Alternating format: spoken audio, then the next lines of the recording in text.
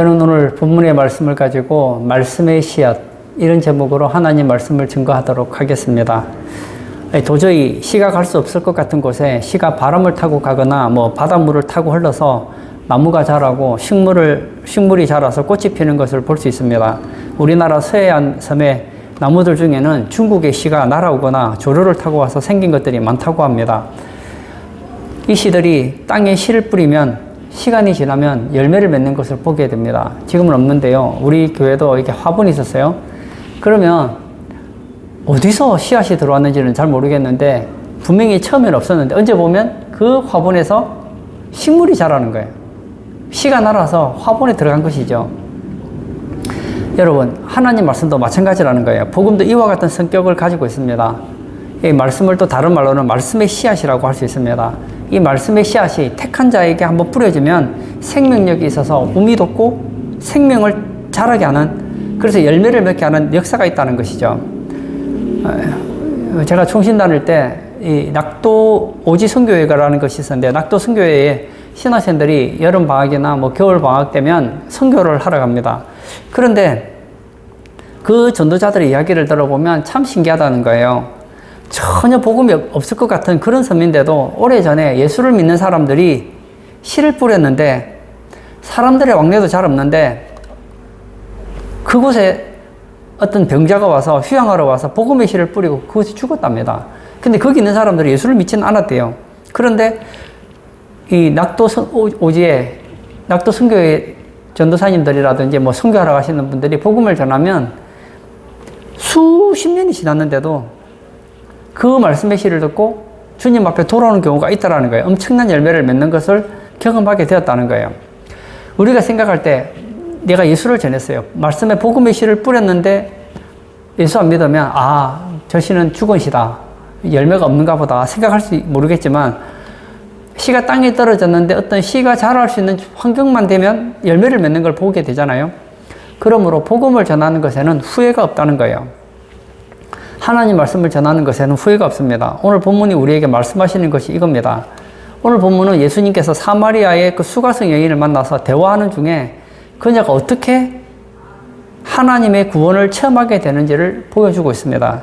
예수님께서 처음에 수가성 여인과 대화를 하는데 대화를 할 수 있는 접촉점이 전혀 없었습니다. 한쪽은 유대인이고 한쪽은 유대인이 싫어하는, 그리고 적대시하는 사마리아인입니다.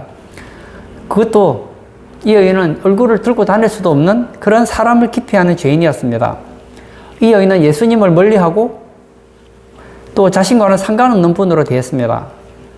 예수님께서는 이 여자와 접촉하기 위해서 여자야 내게 물 좀 달라 그렇게 하지만 어찌하여 나에게 물을 달라 하느냐 하고 거부감을 가지고 있을 정도로 예수님에 대해서 닫혀있는 그런 사람이었습니다. 그런데 대화를 하면서 그녀는 자기에게 물을 달라는 분이 누군지를 깨닫게 됩니다. 오늘 본문에 보면 놀라운 신앙 고백을 하게 되지요. 25절. 여자가 이르되 메시아 곧 그리스도라 하는 이가 오실 줄을 내가 아노니 그가 오시면 모든 것을 우리에게 알려주시리이다. 놀라운 고백입니다. 이 여인이 우리가 볼 때는 세상적으로 굉장히 음란하고 그리고 대인 기피증도 있고 그리고 사람들을 멀리하는 이런 여자였지만 어떻게 알았는지는 모르겠지만 이 여인이 메시아에 대한 이야기를 알고 있다는 거예요. 메시아 곧 그리스도라는 이가 오실 줄을 알고 있다는 거예요. 그리고 그분이 오시면 모든 것을 우리에게 알려주시리이다. 어디서 이런 놀라운 고백이 나올 수 있겠느냐고요. 이 여인은 예수님께 대해 굉장히 무관심하고 냉소적인 여인이었습니다.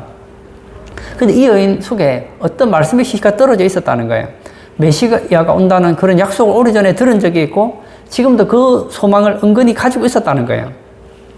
여인의 그 속에 누군가가 이 말씀의 씨앗을 뿌렸습니다. 그런데 이 씨가 자라난 것이 아니고 그냥 가만히 있었기 때문에 없는 줄 알았어요. 그런데 예수님과 대화하다 보니 오래전에 들었던 그 말씀이 씨앗이 살아서 꿈틀꿈틀거리더라는 거예요. 이 당시 사마리아인들은 구약 성경 중에서 이 모세오경, 창세기, 출애굽기, 레위기, 민수기, 신명기 이 5권만을 구약 성경으로 하나님 말씀으로 받아들였습니다. 유대인들 중에서도 구약 성경을 전체를 믿는 사람도 있었지만 이 모세오경만을 믿는 그런 사람들이 있었습니다. 이 모세오경을 통해서 이 여인은 메시아에 대한 소개를 들었던 것이죠. 이 여인이 말한 메시아는 신명기 18장 18절의 예언이었습니다. 제가 한번 읽어볼까요? 내가 그들의 형제 중에서 너와 같은 선지자 하나를 그들을 위하여 일으키고 내 말을 그 입에 두리니 내가 그에게 명령하는 것을 그가 무리에게 다 말하리라. 모세와 같은 선지자, 곧 메시아를 보내주실 것인데 그를 통해서 말씀을 주시겠다는 약속이었다는 거예요. 이 수가성의 여인은 폐역한 가운데 방탕한 생활을 하고 있었지만 마음속에는 어떤 구약에 예언되어진 그 메시아, 그 선지자가 오시면 진리를 들을 수 있다는 작은 의식이 있었고 예수님과 대화 속에서 그 의식이 살아났더라는 거예요. 예수님께서 이 여인에게 무엇이라고 말씀하셨습니까? 26절. 예수께서 이르시되 내게 말하는 내가 그라 하시니라. 예수님께서 네가 그렇게 마음에 기대하고 있는 그 선지자, 그 메시아가 바로 나다 하고 얘기를 했어요. 이 여인의 작은 의식에 불을 확 붙였다는 거예요. 죽은 것 같았던 이 말씀의 씨앗에 성령의 생수를 듬뿍 부어주셔서 활짝 피게 하셨다는 거예요. 없는 것 같은 그런 작은 씨였지만 불이 붙어서 예수님의 말씀을 뜨겁게 들을 수 있게 하셨다는 거예요. 예수님께서 우리에게 찾아오실 때 이런 식으로 찾아오신다는 거예요. 여러분, 우리가 말씀을 듣죠. 교회 다니시는 분들이 말씀을 얼마나 많이 듣습니까? 근데요, 대부분은 듣고 나서 돌아서면 많이 잊어버려요.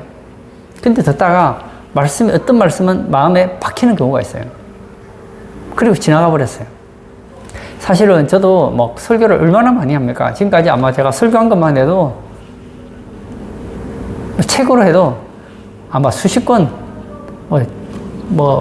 타자로 다쳐서 100권도 넘을 거예요. 그렇게 많은 책의 내용을 제가 설교를 했습니다. 그러면 제가 그 설교 내용을 다 기억하느냐? 저도 다 기억을 못해요.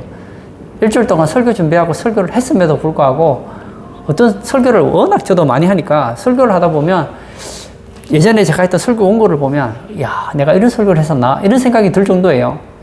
그런데 그 말씀이 나와 아무 상관없는 것처럼 여겨지는데 어떤 사건이 닥치면 이 말씀이 살아서 역사하더라는 거예요. 내가 어떤 위기 가운데 만났을 때에 내 안에 심겨졌던 그 말씀의 씨앗이 나를 살려주더라는 거예요. 내가 시험에 들 때, 그리고 내가 낙심할 때,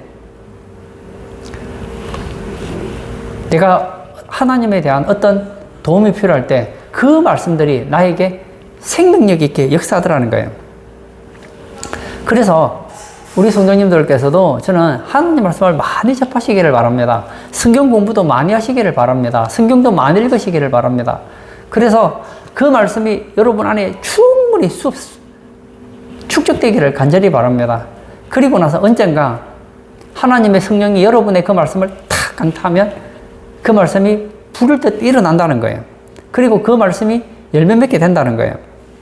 그런데 성령께서 역사하려고 하는데 내 안에 말씀의 씨가 없다면 어떻게 열매를 맺을 수 있겠느냐는 거예요. 이미 우리 안에 심겨진 그 말씀의 씨앗이 살아나도록 우리 안에 말씀을 많이 두어야 된다는 거예요.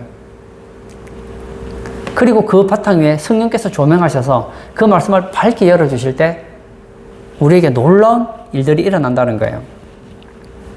어떤 한 믿음이 좋은 집사님이 계셨습니다. 이 남편은 예수를 안 믿는 분이셨어요. 그럼에도 불구하고 사업을 하다가 낭패를 보게 된 거예요. 처음에는 혼자서 실패를 이겨보려고 했는데 이게 부도가 나니까 너무너무 힘든 거예요. 어떤 생각이 들까요? 여러분, 사람이 힘들면 살자 이런 생각을 가져야 되는데 살자 반대 자살 이런 생각이 든다는 거예요. 나만 죽으면 되지, 내가 죽으면 이런 고생 안 해도 되지, 이런 생각이 들더라는 거예요. 근데 자살하려고 할 때 아내가 했던 말들이 딱 떠오르더라는 거예요.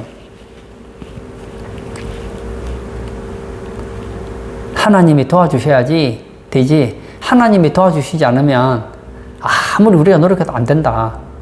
그 말씀하고 아무리 절망적인 상황이라도 하나님이 도와주시면 재개할 수 있다. 그런 얘기를 아내가 수시로 했다는 거예요. 사업하는 남편에게. 여보, 우리가 아무리 노력해도 하나님이 안 도와주시면 안 된다고. 성경에 그런 말씀 있잖아요. 아침부터 저녁까지 수고하고 노력해도 하나님이 안 도와주시면 안 되는 거예요. 파수꾼이 수고해도 안 되는 거예요. 하나님이 도와주셔야 된단 말이에요. 그런 아내가 탐날 때마다 했던 그 말씀들이 말씀에 탁 가지고 있었는데, 사업이 잘 될 때 생각하지 않았는데, 사업이 안 되고, 막 이제 인생의 막다른 골목에 딱 자살하려고 하는 그 순간에 그 말씀이 와닿더라는 거예요. 그래서 자살하고 싶어 하는 그 마음을 포기하고, 다시 자살이 아니라 살자. 그리고 하나님 앞에 돌아섰다는 거예요. 이것이 말씀의 씨앗이 가지는 능력입니다. 우리 안에 뿌려진 이 말씀의 씨앗. 저는 제가 교회에서 뭐 주일학교 사역, 뭐 청소년, 뭐 청년부 사역을 하면서 제가 느낀 것이 있었어요. 처음에 저는 난 참 능력이 있는 사람인 줄 알았어요. 왜냐하면 내가 말씀을 전하면서 주일학교 애들이 변하는 것도 보았고, 중고등부 학생들이 변하는 것도 보았고, 또 청년들이 변하는 것도 보았거든요. 그래서 참 그래도 하나님이 나를 크게 쓰시는 거구나 이렇게 생각을 했었어요. 근데 제가 성경을 자세히 보니까 그게 아닌 거예요. 내가 잘 가르친 게 아니더라고요. 그 전에 이미 내 앞에 좋은 교회 선배들, 그 다음에 목사님들, 이런 분들이 그 학생들에게, 내가 그들에게 복음을 전하기 전에 이미 좋은 말씀을 심어놔서 그 말씀을 통해서 이미 그 마음이 옥토와 같은 마음이 되었기 때문에 내가 가르칠 때 역사가 일어나는 것이지, 그 아이 속에 아무 박토 같은 그런 마음이었다면 내가 아무리 전한다 해도 되겠느냐고요. 그래서 제가 우리 성도님들에게도 얘기하고 싶어요. 여러분, 우리는 예수님을 전하지만 예수 믿게 할 수는 없습니다. 우리는 생각할 때 내가 예수를 전해서 예수를 믿게 하면 참 좋겠다, 그런 생각을 가지지만 그게 어렵습니다. 그럼 어떻게 되는가? 때를 얻든지 못 얻든지 복음을 전파하는 거예요. 시간 날 때마다 아까 그 집사님처럼 한마디씩 던지는 거예요. 누구야? 천국은 있어. 또 다음에 만났어요. 천국은 죄가 없는 사람이 가는 곳이야. 뭐 그 친구는 또 무시하겠죠. 너의 그 죄 문제를 해결하기 위해 예수님이 죽어주셨어. 또 뭐 넘어가겠죠. 또 다음 시간 날 때 예수님이 너희 죄 문제를 십자가에서 해결하고 부활하셨어. 무슨 소리 하는 거야? 또 지나가요. 또 시간 날 때 예수님 믿으면 너희 죄 문제가 해결될 수 있어. 또 지나갔어요. 예수님은 하나님의 아들이셔. 이런 식으로 틈날 때마다 한 번에 끝장을 내려고 하지 마시고 수시로 던지자는 거예요. 오늘 본문에 나와 있는 이 사마리아 여인, 이 수가성의 사마리아 여인도 어디서 이 메시아에 대한 얘기를 들었는지는 모르겠지만 어디선가 그 메시아에 대한 얘기를 들었어요. 근데 그 말씀이 그의 마음밭에 박힌 거예요. 제가 예전에 모교에 있을 때 부부가 학교 선생님이었는데 교회를 나왔어요. 그래서 제가 이분이 어떻게 나왔나 하고 들었더니 우리 교회 장로님의 전도를 받아서 그렇게 나왔더라고요. 그런데 저는 이 장로님이 참 전도를 잘 하시는구나 생각했는데 그게 아니더라고요. 이분이 청년 때 주변에 예수 믿는 사람이 많았다는 거예요. 그래서 시간 날 때마다 그에게 교회에 대한 얘기, 예수님에 대한 얘기를 수시로 했다는 거예요. 이 친구에게도 듣고 저 친구에게도 듣고 이 친구에도 들었어요. 한 귀로 또 흘렸어요. 그리고 학교 교사가 됐어요. 사범대 나와서 학교 교사가 되었어요. 학교에서 교사를 하는데 또 그 주변에 지인들 중에 또 교회 다니시는 분들이 계셨던 것 같아요. 그게 또 예수님 얘기를 또 해주는 거예요. 지금까지 들을 때는 그 말이 뭐 그런가 보다 이렇게 생각했는데 언젠가 그 말씀이 딱 박힌 거예요. 자기에게 지금까지 해줬던 그 수많은 사람들이 전했던 그 예수, 그 복음, 왜 그들은 나에게 예수를 전하는가? 갑자기 그런 철학적인 질문이 생각나더라는 거예요. 그런 어느 날 장로님을 만나서 다시 예수 얘기를 들었는데 마음이 확 열렸다는 거예요. 장로님 쪽에서 볼 때는 내가 예수님 얘기를 해서 이분이 예수를 믿은 것처럼 보이지만 사실은 그 전에 그 안에 수없이 말씀의 씨앗을 뿌린 분들이 계시더라는 거예요. 어쩌면 그분들은 생각했을지 몰라요. 저 친구는 내가 예수를 얘기해도 예수 안 믿어. 물론 안 믿을 수도 있겠죠. 그러나 그 씨앗이 언젠가 때가 돼서 성령이 역사하시면 언제 거듭날지 모른다는 거예요. 제 아버지는 요즘으로 말하면 좀 종교다원주의자 같은 분이셨어요. 제 아버지는 모든 종교에 대해서 열려있는 분이셨어요. 그래서 결혼하고 나서도 아버지는 교회를 나가지 않지만 종교는 참 좋은 것이다 해서 우리 가족들은 다 교회를 나갔어요. 그 시간 날 때마다 우리가 얘기를 했죠. 아빠 예수 믿고 같이 천국 가요. 아 그래 고맙구나. 넘어갔어요. 그렇게 지나갔어요. 그러다가 아버지께서 인생의 큰 문제를 만나게 됩니다. 그 문제 앞에서 예수님 믿고 하나님의 자녀가 되셨거든요. 한 번에 되면 좋겠지만 안 된다고 포기하지 말자는 거예요. 그래서 성경은 말하기를 뿌리자는 거예요. 눈물로 씨를 뿌리는 자는 기쁨으로 단을 거두리로다. 그런 말씀도 있잖아요. 수가성 여인이 예수님의 말씀을 듣고 나타난 반응이 무엇입니까? 확신 있는 믿음이었다는 거예요. 이 여인은 예수님의 말씀을 듣고 자기 물동이에 물을 가득 채워서 아무 일 없었다는 듯이 태연하게 집으로 돌아가지 않았습니다. 그 물동이를 버려두고 바로 동네로 뛰어갔습니다. 28절, 29절 제가 한번 볼까요? 여자가 물동이를 버려두고 동네로 들어가서 사람들에게 이르되 내가 행한 모든 일을 내게 말한 사람을 와서 보라. 이는 그리스도가 아니냐 하니 물동이를 버려두었다. 이것은 잠시도 지체할 수 없었다는 거예요. 이 여인은 어떤 사람입니까? 사람 만나는 걸 싫어하는 여인이었습니다. 근데 이 여인이 예수님께서 메시아라는 것을 알고 나서 그리스도라는 것을 알고 나서 어떻게 합니까? 동네에 있는 사람들에게 그리스도를 증거했다는 거예요. 내가 행한 모든 일을 내게 말한 사람을 와서 보라. 이는 그리스도가 아니냐 하니 여기서 말한 내가 행한 일이 무엇일까요? 자기 과거에 행한 부끄러운 과거를 말하는 거예요. 내가 남자와 5이나 결혼했고 지금 동거하고 있는 이 사실, 남들에게 말하고 싶지 않은 이 부끄러운 사실을 다 알고 있는 그분이 바로 그리스도라는 거예요. 다시 한번 볼게요. 이는 그리스도가 아니냐. 이는 그리스도가 아니냐. 이건 부정이죠, 부정. 여러분, 이 당시 히브리 그리고 헬라어의 이런 부정 의문문은 강한 긍정의 의미가 있다는 거예요. 이는 그리스도가 아니냐. 이 말은 이분이 그리스도가 아니라면 누가 그리스도이시겠습니까? 이분이야말로 틀림없는 그리스도십니다. 바로 그분이라는 거예요. 이 수가성 여인이 이렇게 행동하는 것은 무엇 때문입니까? 예수님에게는 모든 사람이 필요한 분임을 발견했기 때문이라는 거예요. 이 좋은 예수님은 혼자 독차지할 수 없는 거예요. 예수님을 만나고 그는 너무 벅찼습니다. 이 좋은 소식을 전하고 싶다. 그래서 그의 부끄러운 과거를 다 알고 있는 동네 사람들에게 가서 얘기하는 거예요. 나의 행한 일을 내게 말한 이 사람, 이분이 바로 그리스도시다. 그렇게 얘기했다는 거예요. 확신이 드니까 겁나지가 않는 거예요. 여러분, 호랑이를 그림으로 본 사람과 실제로 호랑이를 만난 사람은 하늘과 땅이죠. 산에 가서 뭐 우리가 만날 일은 없겠지만 예를 들어서 막 무시무시한 동물을 만났는데 이 동물이 나를 막 덤벼들려고 했어요. 그것을 글로 보는 것과 실제로 경험한 건 다르잖아요. 제가 예전에 요통으로 굉장히 고통을 당한 적이 있었습니다.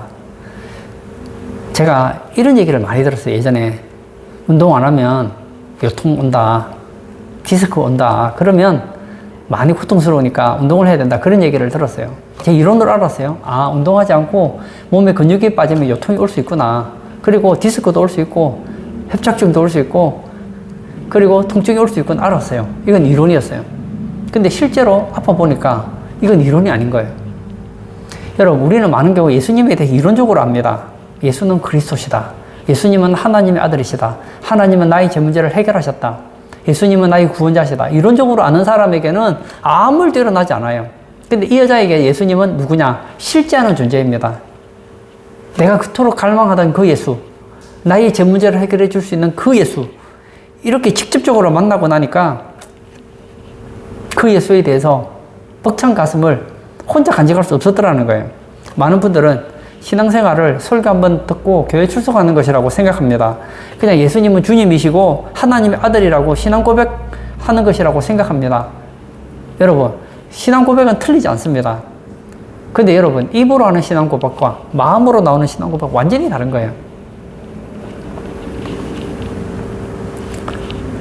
이 여인은 지금 사람들에게 자기의 부끄러운 과거를 얘기합니다.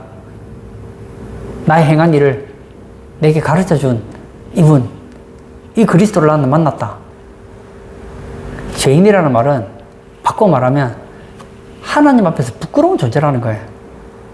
하나님 앞에 부끄러운 우리가 하나님 앞에 우리 죄가 백일하에 드러나고 그리고 그 죄 문제가 해결될 수 있는 것을 깨달았을 때 그 감격은 말로 다 형용할 수 없는 것입니다. 이 사마리아 여인은 예수님을 만나고 나서 낮 12시에 아무도 사람 다니지 않는 그곳에 항아리를 들고 가서 물 떠서 생활을 하는 여인이었습니다. 그러나 이제는 그 항아리를 던져놓고 동네 사람들에게 예수님을 소개하고 있습니다. 왜죠? 이제 그 안에 있는 그 죄에 대한 열등감, 대인기피증이 다 치료를 받았기 때문입니다. 사람이 자기를 가장 괴롭히는 것은 누구냐? 자기 자신입니다. 그리고 가까운 이웃입니다. 오늘 예배 참석하신 사랑하는 성도님, 혹시 여러분 죄 때문에 고통당하십니까? 그렇다면 하나님을 한번 보세요. 그 여러분이 고통당하는 그 죄 문제를 하나님이 아시고 예수님 보내주시고 죄 문제를 해결해 주셨다는 거예요. 여러분의 그 약한 부분을 주님께서 십자가에서 해결하셨다는 거예요. 이것을 이론으로 받아들이지 마시고 성령 안에서 회복되셔서 받아들이셔서 여러분의 안에 있는 그 상처들이 회복이 되고 복음의 감격을 가지시는 우리 성도님들 되시기를 바랍니다. 우리 예수님은 몇몇 사람에게만 필요한 분이 아니십니다. 모든 사람에게 필요합니다.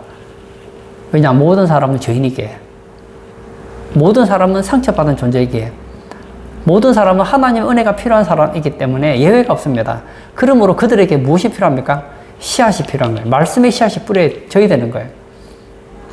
수가성 여인의 말을 들은 사람들이 반응합니다. 30절, 그들이 동네에서 나와 예수께로 오더라. 여기 보면 이 본문의 시제는 계속적인 용법입니다. 예수께로 계속 오고 있더라. 그러니까 한 번 오고 끝나는 것이 아니라 동네에 있는 사람들이 계속 오더라는 거예요. 무슨 얘기입니까? 이 여인이 예수님 얘기를 하는 거예요. 내가 행한 일을 내게 말하던 저분이 메시아가 아니냐, 그리스도가 아니냐고 얘기했더니 그 중에 일부가 그 얘기를 듣고 예수님께 가는 거예요. 또 다른 사람의 얘기를 듣고 또 오는 거예요. 계속 가는 거예요. 처음에는 여인 한 명이 예수님께 나왔지만 이제는 이 사마리아에 있는 사람들이 무더기로 나오기 시작한 거예요. 이것을 보고 집단 개종이라 그럽니다. 여러분, 어떤 경우에는 우리가 복음을 전하면 한 사람 때문에 집단적으로 개종하는 경우가 있습니다. 어떤 경우에는 1대1, 한 사람 한 사람씩 돌아오기도 하지만 어떤 경우에는 외일지처럼 부흥이 집단적으로 되는 경우가 있더라는 거예요. 구약 성경에도 보면 오늘 본문과 같은 그런 예가 있죠. 바로 니느웨 사건입니다. 하나님께서 요나를 니느웨에 보내셨죠. 근데 그 니느웨에 있는 사람들이 집단으로 개종합니다. 회개하고 주님 앞에 돌아옵니다. 어떻게 그게 가능할까요? 요나가 사흘 밤낮을 물고기 뱃속에 있게 되죠. 대단한 일이죠. 예수님께서는 이것을 자신에 대한 요나의 표적이라고 얘기하셨습니다. 근데 이 요나의 표적은 예수님에게도 예수님이 부활하실 메시아라는 표적이 되지만 니느웨 사람들에게도 이 요나의 표적은 놀라운 표적이었습니다. 보십시오. 어떤 사람이 물고기 뱃속에 3일 동안 있는데 살아서 나왔다. 그 사람이 말하기를 이 성이 망한다는 거예요. 어떤 신이 있는데 그 신이 물고기 뱃속에 사흘 동안 들어가게 해도 죽지 않게 할 수 있는 신이라면 니느웨를 멸망시킬 수 있다는 거 아니겠습니까? 그래서 그 니느웨에 있는 사람들이 집단적으로 회개하고 돌아오는 걸 보게 되지 않습니까? 저는 오늘 본문을 보면서 깨달은 것이 하나 있습니다. 우리가 생각할 때 전도는 누가 잘할까요? 제가 생각할 때는, 상식적으로 생각할 때는 인격적이고 윤리적이고 많이 배우고 전도 훈련도 많이 받고 그리고 사람에게 존경을 받고 이런 사람이 전도 잘할 것 같지 않아요? 근데 오늘 본문에 나와 있는 이 여인은 어떤 여인입니까? 대인기피증이에요. 동네에서 손가락질 당하는 여인입니다.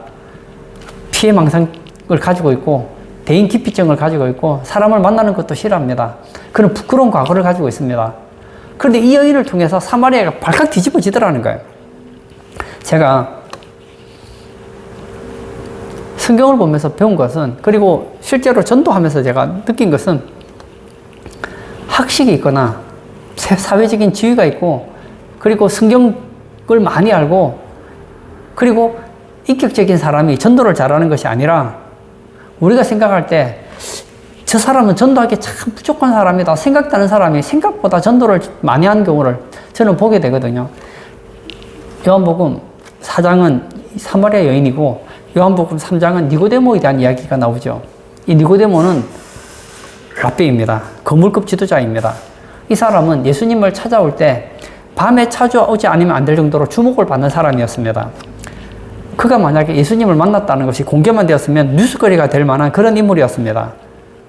니고데모 한 사람이 예수님께 돌아온다면 이 니고데모 때문에 수많은 사람들의 영향을 미칠 수 있는 인물 같이 보이지 않아요? 근데 실제로 결과는 반대였다는 거예요.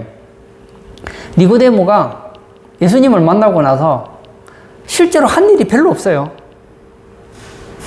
물론 나중에 예수님께서 돌아가실 때 다른 사람과 함께 장사한 것은 있지만 이 니고데모 때문에 단 한 사람도 예수님 앞에 돌아온 사람을 보지 못합니다. 거기에 비하여서 수가성 여인은 어떻습니까? 유대인들이 상종하지 않는 편견에 갇혀있는 여인이었고 결혼에도 여러 번 실패했고 동네에서도 평판이 좋지 않은 사람이었습니다. 니고데모와 비교하면 비교가 되지 않는 여인이었습니다. 근데 이 여인이 예수님을 만나고 동네에 가서 예수님을 소개했을 때 수많은 사람들이 돌아오더라는 거예요. 이 여인은 누굽니까? 영혼의 추수꾼이었습니다. 제가 예전에 모 교회에 있었던 한 집사님이 제가 생각이 나더라고요. 이분이 전도왕이셨어요. 근데 이분이 어떤 사람이었느냐? 매일 술 마시고 안에 두들겨 패고 요즘으로 말하면 진짜 인간 쓰레기 같은 그런 삶을 살았어요. 제가 아니 그분이 그러더라고요. 이분 간정하러 많이 돌아다니셨거든요. 그러던 이분이 우리 교회 다니는 어떤 집사님의 전도를 받았어요. 그 예수 믿고 막 얼마나 울었는지 몰라요. 그리고 나서 복음을 전하는데 이분이 1년 동안 전도를 50명인가 100명을 전도를 해왔어요. 말도 어눌해요. 배운 것도 별로 없었어요. 제가 보면서 전도를 잘하는 건 내가 인정을 하겠는데 저분은 별로 똑똑하지도 않은 것 같고 또 성경을 그렇게 많이 하는 것 같지도 않은데 어떻게 해서 저렇게 잘하는가 참 신비하더라고요. 그러므로 제가 여러분들에게 얘기하고 싶어요. 우리가 생각할 때는 전도하려면 니고데모처럼 구약 성경에 박식하고 인격적으로 훌륭하고 직장도 반듯하고 사람에게 존경받는 이런 사람이 전도를 잘할 것 같지만 꼭 그렇지 않다는 거예요. 하나님이 쓰시면 돼요. 하나님이 쓰시면 이 사마리아 여인이 사마리아를 발칵 뒤집어 놓는 걸 보지 않습니까? 하나님은 누구를 쓰기를 원하느냐? 사마리아의 이 여인과 같이 허물 많은 우리들을 들어서 복음을 전하는 것을 기뻐한다는 거예요. 하나님은 천사를 들어서 복음을 전하게 하지 않으시고 죄 많은 우리를 통하여서 복음을 전하기를 원하고 있습니다. 왜냐? 죄 때문에 아파하고 죄를 용서해 본 경험, 예배를 거절해 보고 사람들에게 외면당한 그런 아픔을 아는 사람, 그 사람을 통해서 복음이 전파되는 것을 기뻐하신다는 거예요. 오늘 예배 참석하신 사랑하는 성도님, 죄인으로서 만난 예수님을 이야기하는 것을 부끄러워하지 마십시오. 제가 이 얘기를 할 때 제가 여러분들이 하고 싶은 얘기가 있어요. 내가 예수를 전한다고 해서 그분이 한 번 듣고 믿는다고 또 생각하지 마시고 한 번만에 믿으면 제일 좋죠. 근데 그런 경우는 극히 드문 것 같아요. 말씀의 씨를 뿌리자는 거예요. 여러분이 만난 그 예수, 나 같은 죄인을 구원해 주신 그 예수, 그 예수를 사마리 여인에게 심자는 거예요. 심으면 한 그릇도 흘릴지 몰라요. 그러다가 언젠가 그 말씀에 바뀌었어요. 메시아에 대한 기대. 언젠가 그 메시아가 나타나면 그 메시아가 나에게 모든 것을 가르쳐 주실 거야. 우리에게 진리를 가르쳐 주실 거야. 하고 그 말씀이 바뀌어 있는데 그때 누군가가 와서 복음을 전하면 불씨가 일어난다는 거예요.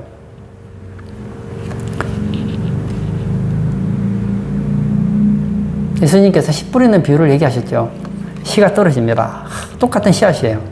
근데 길가밭에 떨어진 씨는 열매를 맺지 못합니다. 가시밭에 떨어진 씨도 열매를 맺지 못해요.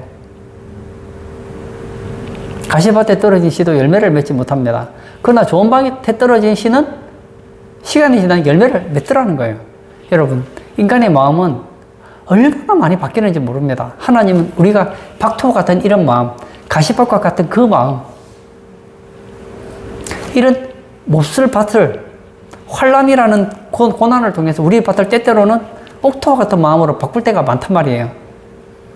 그러므로 저는 우리 성도님들이 주변의 사람들 예수 믿지 않는다고 여러분의 지인들이 예수를 거부한다고 해서 너무 좌절하지 마시고 기회가 있을 때마다 전해보자는 거예요. 예수님께서 이런 얘기를 하십니다.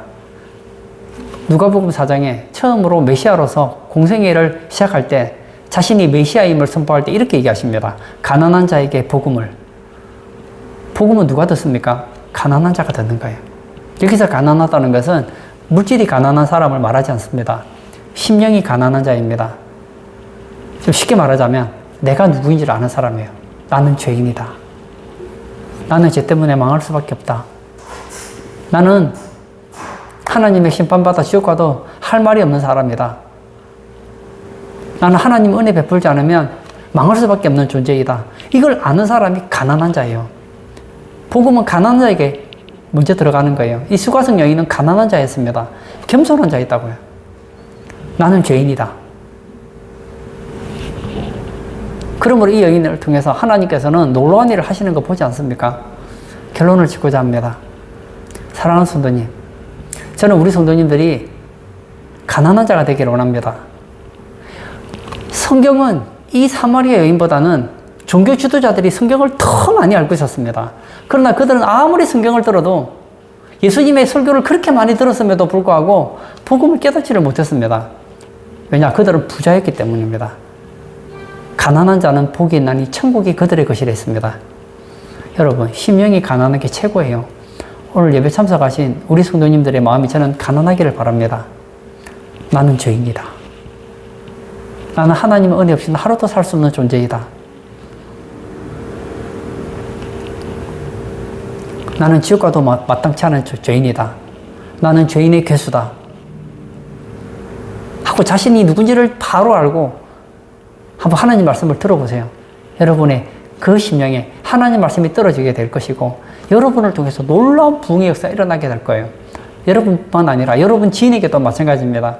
그 말씀의 씨앗이 언젠가 박혔을 때, 잘 박힌 목과 같이 박혔을 때에 누가 압니까? 이 사마리아 여인이 예수님을 만나고 거듭났던 것처럼 여러분의 그 지인들이, 우리의 이웃이 주님 앞에 돌아올 줄 누가 압니까?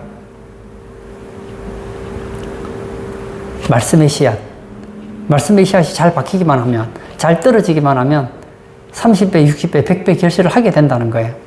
여러분의 마음에서 그 하나님 말씀이 결실하고 여러분을 통해서 이웃들의 그 마음에도 부흥의 씨앗이 일어나기를 축복합니다. 아멘. 이 시간 한번 같이 기도하기를 원합니다. 이 사마리아 여인은 세상 사람들이 볼 때는 복음을 들을 수 없는 여인같이 보였습니다. 너무나 죄인이었기에, 너무나 방탕한 여인이었기에, 사람을 만나지도 않기에 복음을 들을 수 없을 사람같이 보였습니다. 그러나 이 여인의 속에는 말씀의 씨앗이 있었습니다. 그 말씀의 씨앗이 있었기에 이 여인은 구원받을 수 있었고, 이 여인을 통해서 그 사마리아가 뒤집어진 역사가 일어났습니다. 이 여인을 통해서 수많은 사람들이 주님께 돌아오는 역사가 일어났다는 것을 보게 됩니다. 이 시간 기도할 때 우리가 설교 시간마다 얼마나 많은 말씀을 듣습니까? 그 말씀이 우리 마음에 잘 심겨지고 성령께서 성령의 생수를 부어주셔서 우리 마음에 그 말씀이 무럭무럭 자라날 수 있도록, 그리고 우리를 통해서 우리 이웃들에게도 이 말씀의 씨앗이 심겨질 수 있도록 도와달라고 우리 기도하시고 자유롭게 개인 기도하도록 하겠습니다.